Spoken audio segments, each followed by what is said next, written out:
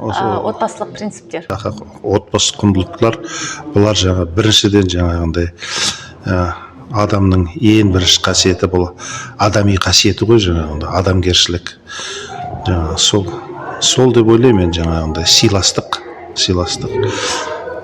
әдеп, жаңағы әдептілік, сол деп ойлаймын. Жаңағындай бірінші ұсталынған принциптер жаңағындай дөрекі сөйлеу, бір-бірін кінәлау, жаңағындай болмашы нелерге жаңағындай болмашы бір болмайтын жаттарға кейбірде қардың ашиды, жаңағы жастардың, тағы басқа жастардың емес, енді кейбір өз қатарлымыздың өздерінде шартпа жатады жаңағындай. Ол сондайдан енді ада болу керек. Енді жаңағы ол енді тәрбиелеп адамның жаңағындай мүмкін ана сүтімен келе ме, ол жаңағындай әлде жаңа тәрбиеге байланысты ма, әлде ортаға байланысты ма, ол енді өсіп өнген жаңа кезіндегі өзінің отбасына байланысты ма.